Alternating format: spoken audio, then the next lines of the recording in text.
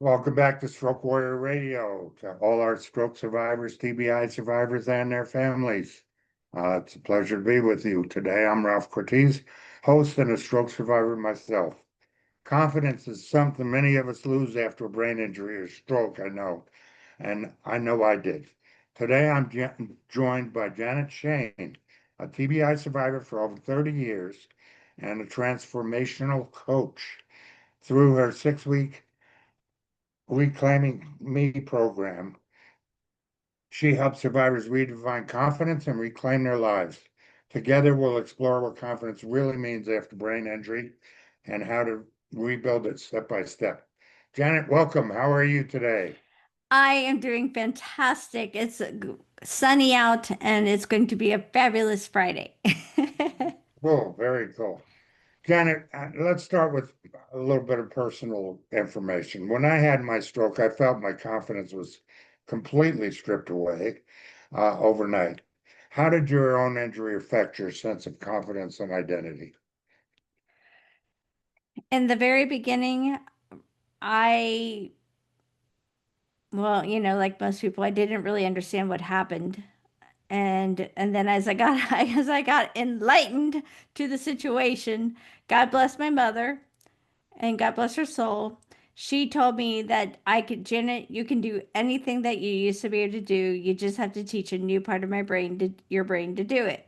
Well, I that gave me permission to be Superwoman. And I was going to do, you told me I couldn't do it, I'm going to do it all the more. So originally, when I was in the hospital, and it was good, but then real life started to happen, when you come home.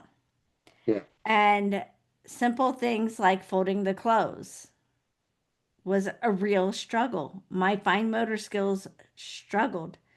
Um, I'm not too shabby now after 32 years, but my children have better fine motors. So they're picky, they can do it themselves. But when I went back to college, is I remember saying to Mom, I feel like a bug that anyone can step on at any time. I didn't feel unconfident about it, but I was unsure. Um, but I was That, mighty cr- because that created fear too, didn't it? yeah, because I mean it was winter. It was winter in Ohio, and there were sidewalks with snow and ice, and I was afraid about falling and hitting my head again, and but and mom was really worried, and I just said, Mom, it's okay. I'm going to be okay. And then there was a day when I did fall, and I called her and she's like, "Are you okay?" And I said, "Yeah, just my pride, because I couldn't get up on my own. I needed someone to help me because I couldn't get up." And then when I graduated from college, that's when the real world really hit. I realized I had a degree, but I was not hireable with my degree because I got a degree without certification in education. And um and so all I was qualified to get was a retail job, and I wasn't even sure I could do that physically, and my confidence really plummeted. And I I got a job and I did okay, but I really struggled. It was only when I found being an entrepreneur that I actually started to build. I mean, yes, I built it as a mother, but we always question ourselves. And I did the best I could, but it was always about me fitting in and me working, working, working, working, working. And there's a place for working, but then with the entrepreneurial, I got introduced to mindset coaching, which introduced me to starting to know who I am. Yeah. And A lot of survivors struggle with identity after brain injury. Before your TBI, what did confidence mean to you, and how has that definition changed now? I was confident, but I always fell short of achieving the whole goal of what I was achieving before the accident. I did well. I mean, I would have done well, I believe, in life. I'd like to think anyhow. But I have to say, as horrible as the TBI is and as difficult it is to go through it, I have a better understanding now of confidence than I ever had before because it starts with me.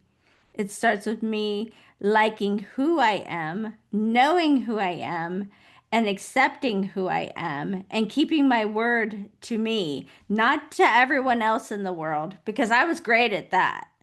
But to keep to my word to myself and my boundaries, I wasn't good at because I didn't really respect myself. Hmm, But now what, I do. I like that. What do you think some of the biggest, well, what do you think and what have you experienced, I guess, biggest confidence hurdles you see survivors facing, especially in the early stages? For example, what your mother said to you. Nobody, we didn't learn as survivors for a long time that another part of the brain could actually relearn what you lost. I mean, those little things. What do you see as some of those things in the early stages that survivors face? Well, it's gonna be okay. I'm gonna have to say, will you please restate your question because it didn't quite come off right in my brain and I don't know how to answer it. Okay. Okay? What are some of the biggest confidence hurdles you Ah, think for survivors face, especially in the early stages? got it. Sorry. Oh, Um, that's all right.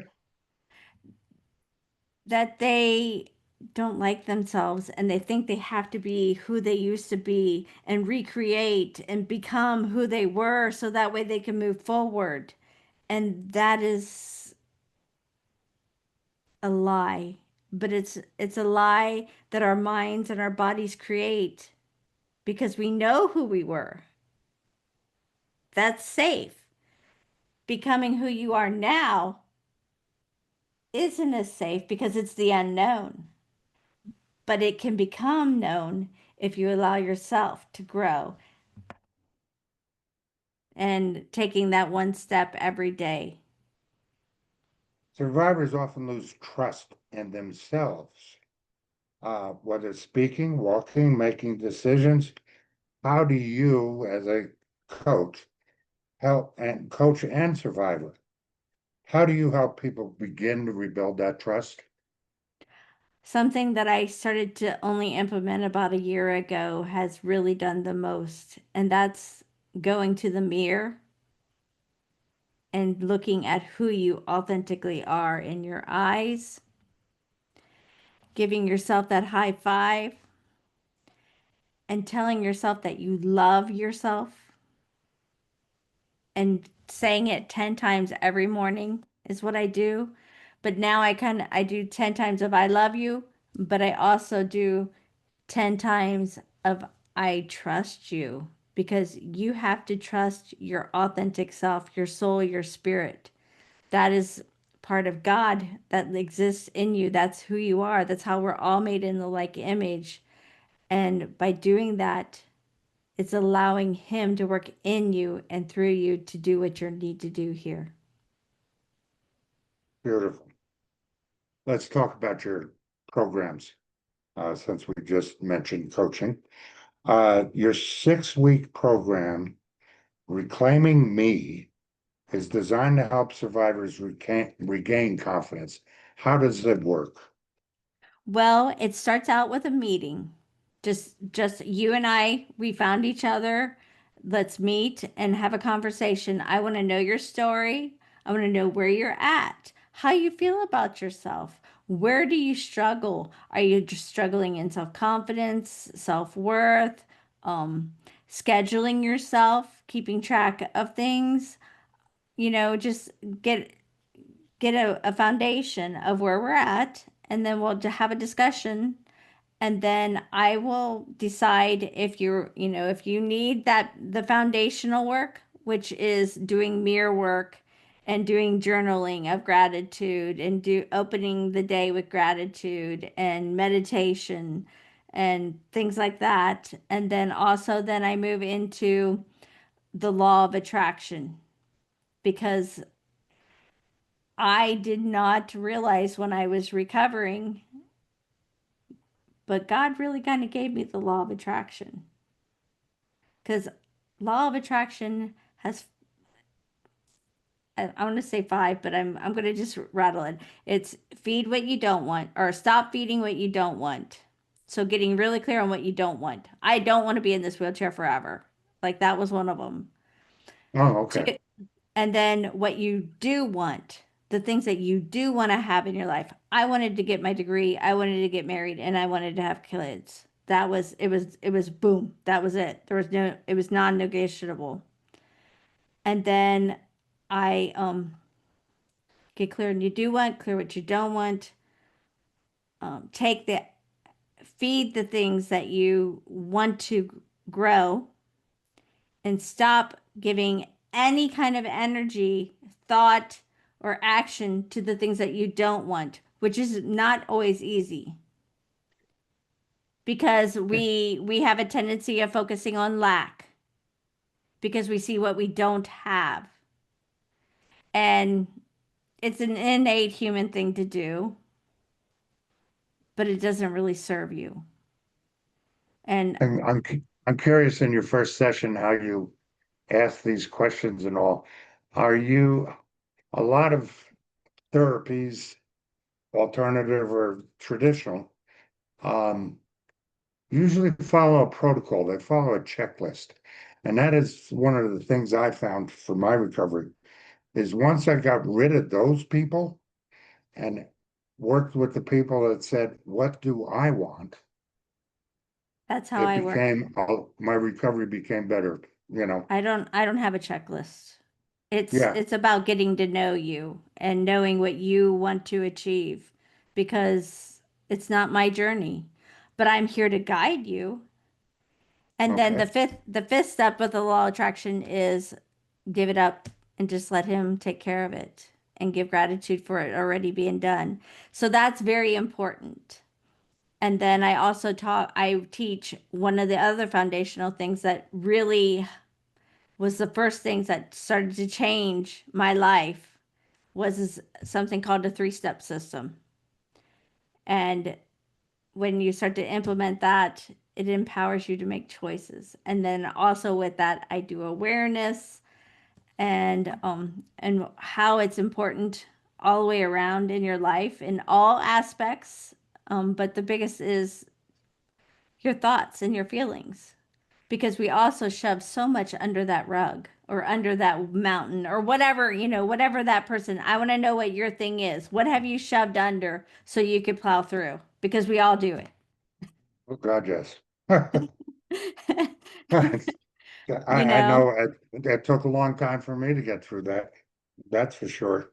Can you Yeah. share a story of someone who came into your program doubting themselves and left with a new definition of confidence without sharing names, of course? Yes. Yes. I have a young lady.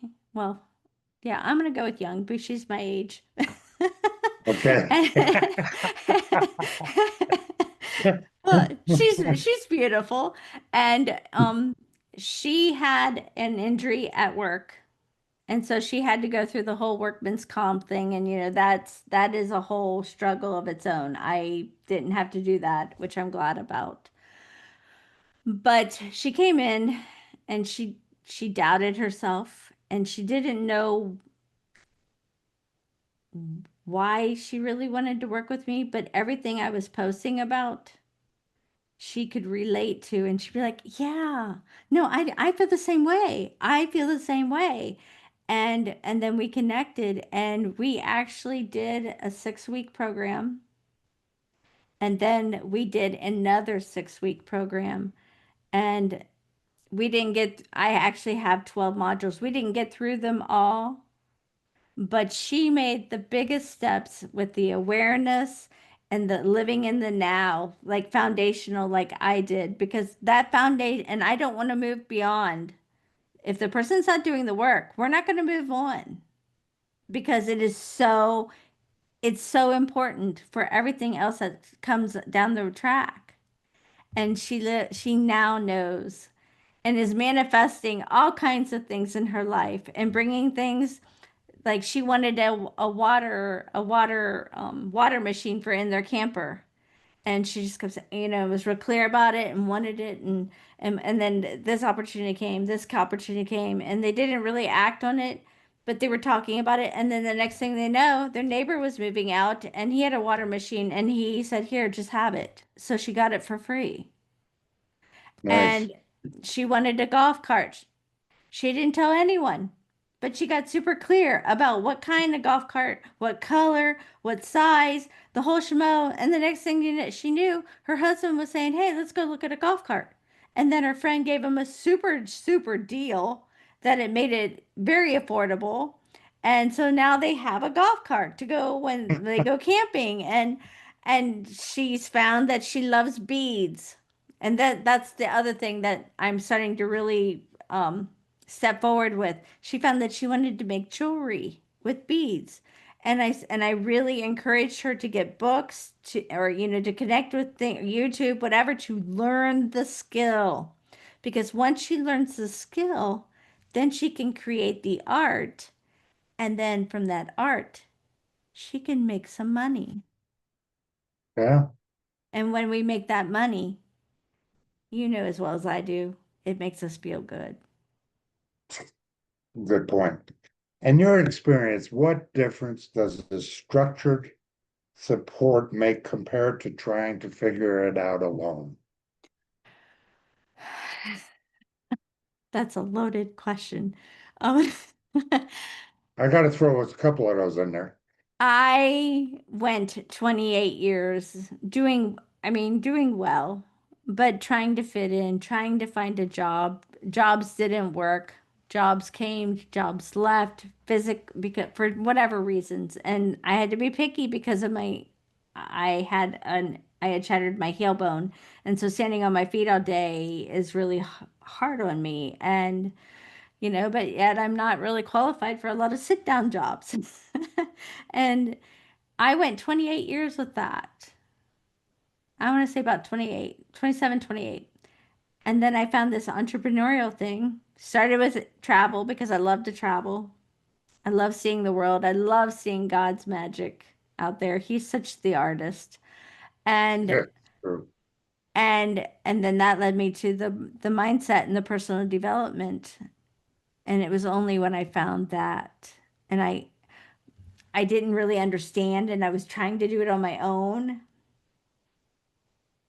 but I wasn't really getting, I wasn't able to comprehend and process the stuff. It was only when I've gotten a coach and they've gone with me and there's still a support, there's still part of my arsenal. I pay a monthly fee and I can call in every week or whatever I need to. But now that my life is blooming and I'm serving, I don't call near as much because I have a lot of joy.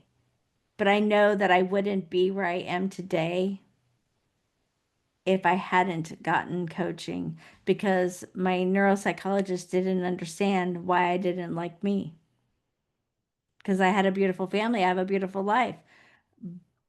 But she didn't understand, and I knew at that point, well, I was done with her, and I didn't, and when I found coaching, it was during COVID or around or during COVID. My Yeah. husband, we were talking, and he's like, well, is this going to work because we're paying for therapy? And I'm like, it's not therapy. Because it's not therapy, but it's personal development, which is what we really need because of all the trauma that we have gone through because of life. And I said, I really think that this is going to work. Just give me some time. And every little step got a little better. And he'd say, you're saying that, you're saying that. Well, you know what? A month ago or 3 weeks ago, he said, I can see the difference. You have been doing the work. And I wouldn't be here today if I hadn't got coaching. And okay, give me a second. I love that story. Um, Affirmations were very powerful in my own recovery. I used to repeat, I'm stronger than my stroke. My stroke tried to get me and I won. Even though I'm still struggling with some issues, I've still won. Um, why do affirmations work so well for survivors rebuilding confidence? Because it puts kind of a hold on your subconscious, you're programming your subconscious mind. But it takes repetition and not just here and there and diddly daddly do. You got to stack the Legos every day. That's why I do it first thing in the morning upon rising. Go to the mirror, do the mirror work, and then you affirm yourself. And I, my coach had taught me that you say it really loud and really proud, and then you do it at regular voice, and then you do it again at a quiet, and then do it again internally. But I still speak them out loud. It's okay to think it and all that. And he says, well, once you've affirmed it, you've affirmed it. I don't know about you, but as a survivor, I needed to keep hearing it. And so I do. And I don't do the exact same ones every day, but I know the gist of how I want to have them. They've got to have feeling in them of of achieving something that I'm going for in my life or I would like to experience. It's always about the feeling. It's not about the words, it's not about the numbers. It's about you got to put the emotions and the feelings into it. Right, right. You know, I did a lot of the same ones. I'm one of those that I need the structure. So I Mhm. put the right side of my mirror in the bathroom has all my post-it notes with all my affirmations. You know, now there's two columns. I'm You're a starting to great take student. off some of them, You're a and great replace them student. with new ones. So that's how I do it, you know. Um, you provide a free resource, Yes, I actually, do. with 20 affirmations for TBI survivors. Which one or two to stand out, especially helpful in boosting self-worth and confidence? I picked three, okay? Okay. Okay.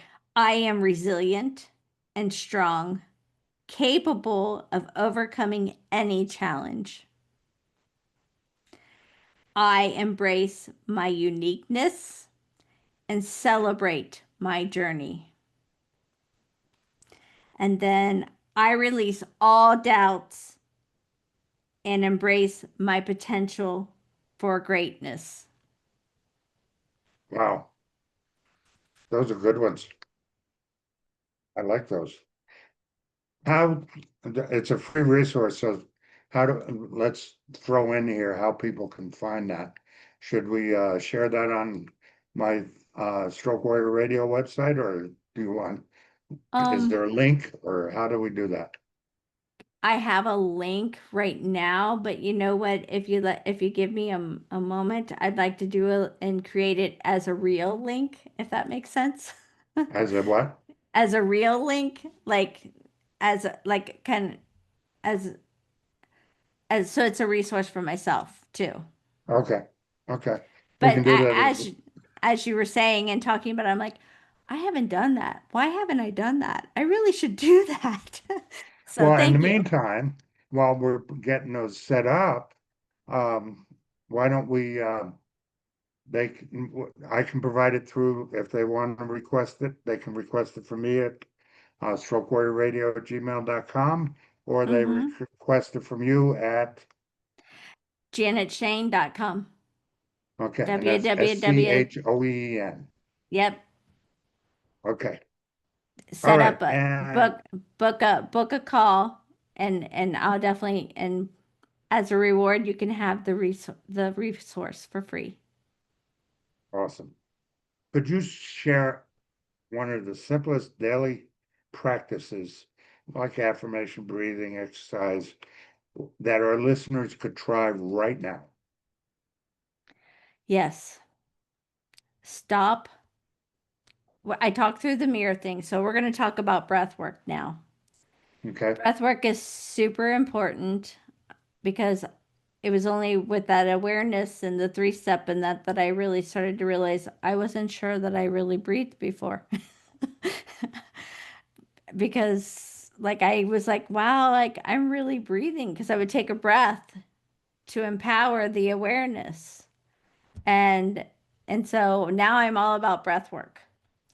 I There are multiple versions that you can do. If to very start out, a very basic is box work, which is you breathe in through your nose for 4, you hold it for 4, and you blow out your mouth for 4. Then on another, like a little upscale from that, I learned in one of the diets I did over the 8 years, and I remember being introduced to this, and it came back to me after I started doing all this. I went, I and it was hard at that time because I was like, wow, like I'm purposely breathing. And, and of course I got off the diet and so it went bamboozed, but it came back.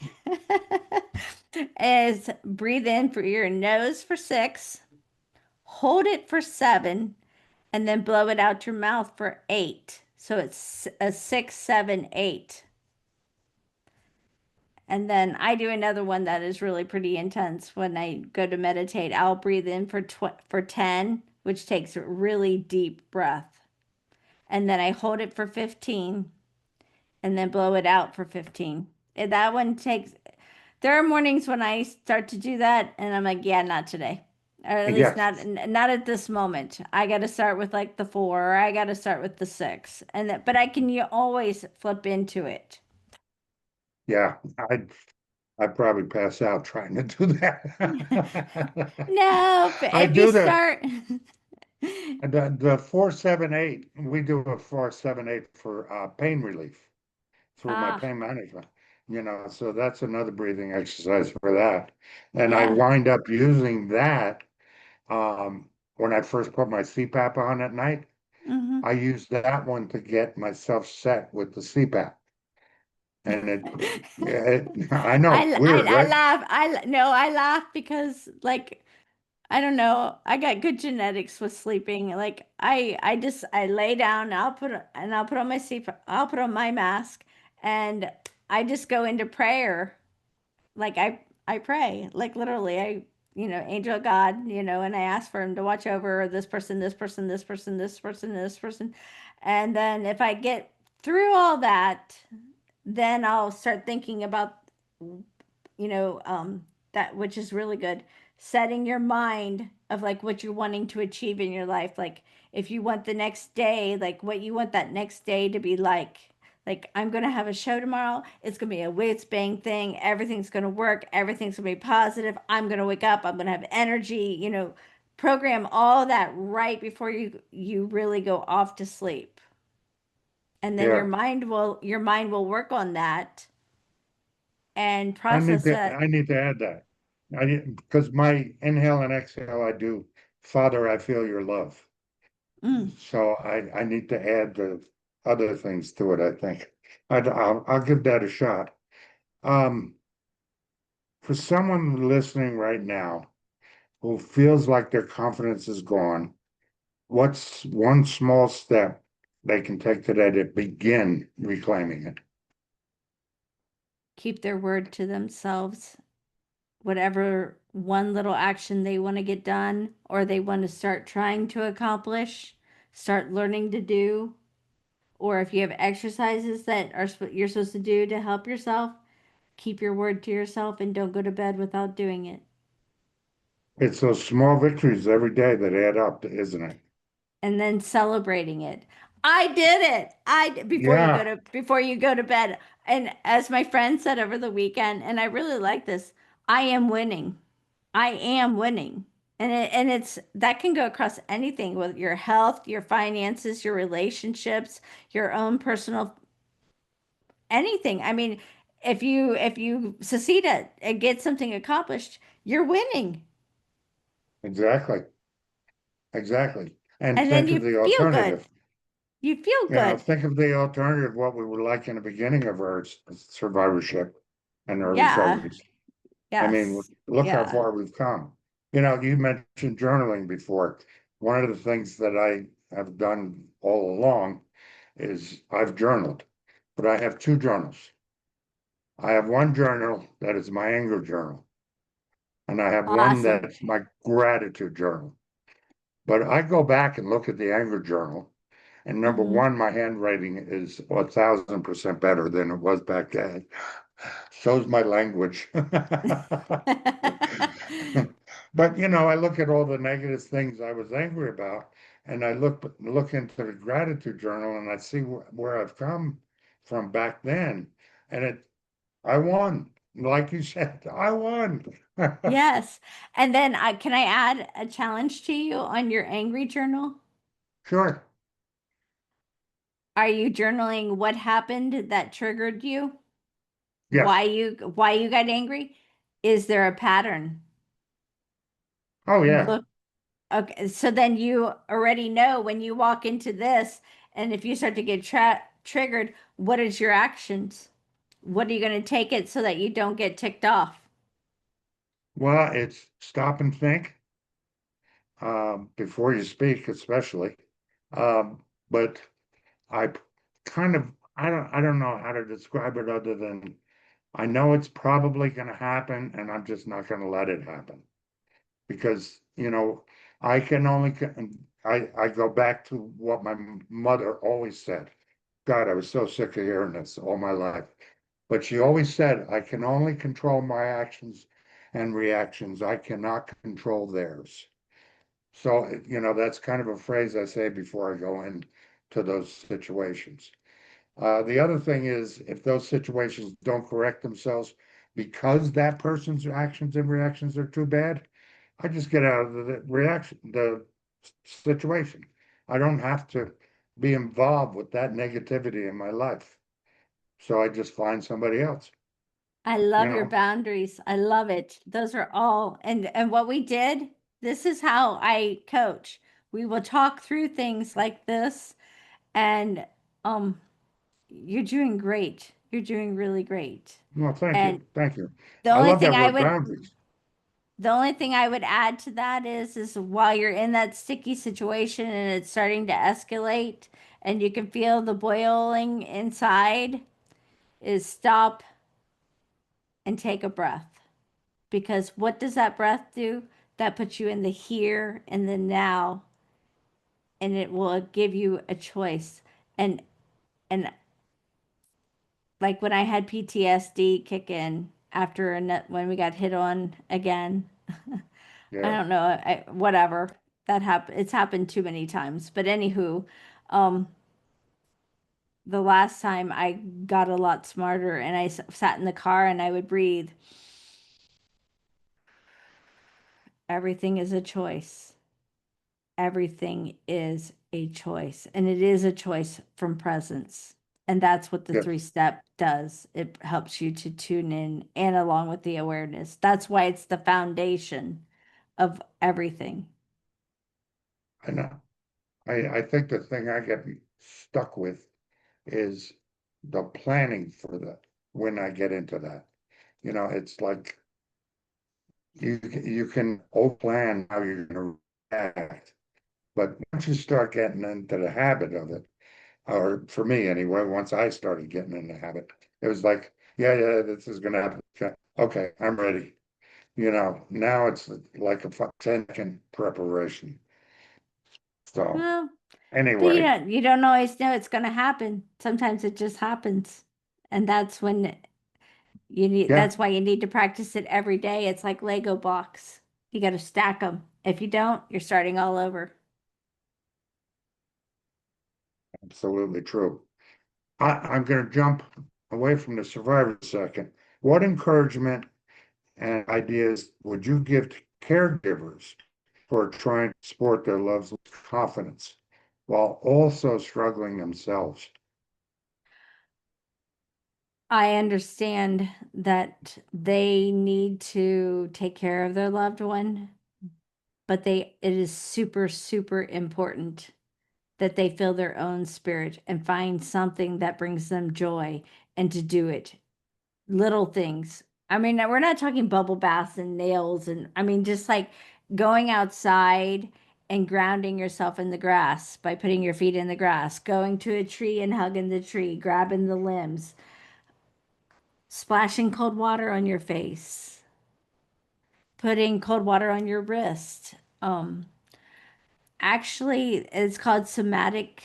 It's a somatic therapy where you literally like rub your face and you want to do it when no one's around, but you put your hands over your face and then you literally scream as hard and as loud as you can until you can't anymore.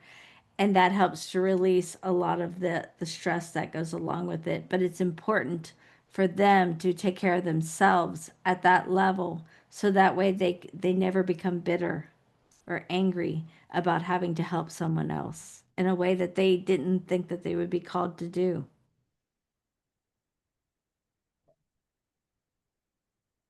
Anything else you want to add about confident, but redefining confidence after brain injury or stroke for today? Yes, it is possible. Confidence can be grown again, and it can be better than it was before. And you are worthy and you are enough because you're a child of God. Thank you. Our next show that we're going to do, and for our listeners, Jenna and I are going to do a few shows together, collaborating. I like what she's doing, and she's told me she likes what I'm doing. So we're going to start sharing that a little bit. So our next show is going to be for surviving to thriving, a mindset reset. And before we go, I want to talk about we have 3 and 6 week and 12 weeks programs. Tell Mm-hmm. me about each of those programs. Well, the 3 week is really foundational. I mean, we go over the mirror work and the gratitude and the law of attraction and so they can walk away with a win and start building the confidence that they need, keeping the word to themselves. And then the 6 weeks is that. Then you also go into learning starting to find your limiting beliefs of what is holding you back. And what's surprising is a lot of times we think what's holding us back is actually, because of what we've been through and a lot of times it comes prior to that. It's from childhood. And it just carries over and it just adds to the fuel of the traumatic brain injury. And then we work on clearing those. And then we talk about Okay. also about I like to use an acronym RISP, and that's rotate into something positive. Oh, I like that. Okay. And then what's the a 12-week program? That's called Awakening Path. Mm-hmm. Because it's the 3 week, the 6 week, and then we go into vibration and the also in the 6 week, we talk about the subconscious versus the conscious and how we need to help both situations, help how you can, like if like for example, let's pretend I have a lemon in my hand, or you pretend you have a lemon in your hand, and now you're going to take a bite out of that lemon. And I don't know about you, but your mouth is going to start to water like you had a real lemon. And your Yeah, I mind did. doesn't, yeah, it doesn't know. Your subconscious mind doesn't know what is real and what is not. And that's why the affirmations work. When you tell it this, it has to take it. If you keep doing it and keep saying it with the feeling of meaning it has to accept it. Your brain knows it can't not accept it, period. So, and then we talk about the vibrations of, the frequency of where everything is, because everything has a frequency. And let's see here. And you can actually get into different exercises that you can do to make these things um, Yes.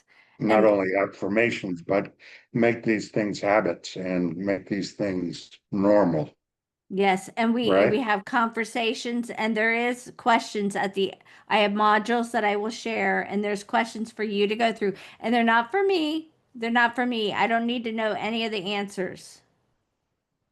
Oh, But I like that.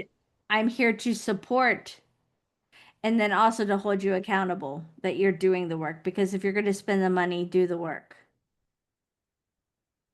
because For our it's worth listeners it. listening to the our next show, Jan, will be in 2 weeks. At the same time, please watch my Stroke Warrior Radio social media at internet, Instagram, Facebook, TikTok, and LinkedIn, and also Janet's social media as well, which is, Facebook, Instagram, and I am on TikTok. And I do have a presence on LinkedIn. I don't do a whole lot on LinkedIn. I'm more on Facebook and Instagram are my main two platforms. and your posts are very enjoyable. So please check out Janet on Facebook and Instagram. Thank you for sharing your story and wisdom. To our listeners, confidence is not lost forever. You can redefine it and redirect it one step at a time. Remember, your story matters, your recovery is worth fighting for, and you're never alone on this path. Catch the wave. You are a warrior achieving victory every day. Thank you, Janet. Thank you, Ralph, for everything. I appreciate being here to share. That makes me light up like a light bulb because it's one of my passions. So thank you. My pleasure. We'll talk to you soon.